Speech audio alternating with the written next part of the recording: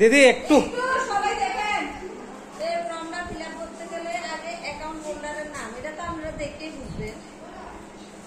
এরপরে আছে ডিস্ট্রিক্ট, সবকিছু লিখতে লাগে না, ডিস্ট্রিক্টটা লিখতে লাগবে। শুধু ইম্পর্টেন্ট কোন কোন জায়গাতে সিগনেচার না করবি করে দিয়ে আমরা বাকি যাতে ঠিক করে দিয়ে টিক মার্ক করে একটা পাতা হয় না, সিঙ্গেল পেজ। Single page. আর দিদিরা যারা যারা ইন্স্যুরেন্স ফর্ম ফিল আপ করবে, ডকুমেন্টস আগে দেখে নেবেন যে নামের স্পেলিংটা যেভাবে আছে ডকুমেন্টসের মধ্যে এইভাবে লেখে, নাইলে কিন্তু পরবর্তী টাইমে নমিনি ক্লেম করতে চাইলে এই ইন্স্যুরেন্সের কোনো টাকাও পাইবে না। নামের স্পেলিং যদি না মিলে, ডেট অফ বার্থ যদি না মিলে, তাহলে এটা কোনো কাজেই লাগবে। যে ফর্মটা ফিল আপ করবেন সবকিছু দেখে শুনে করবেন।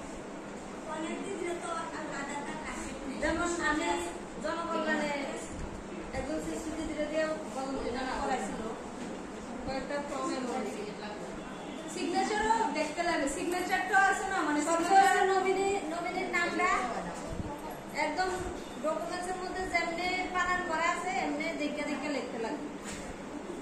এরপরে ডেট অফ বার্থ, এই দুইটা জিনিস সবসময় লক্ষ্য রাখবো যেটা ঠিক আছে কিনা।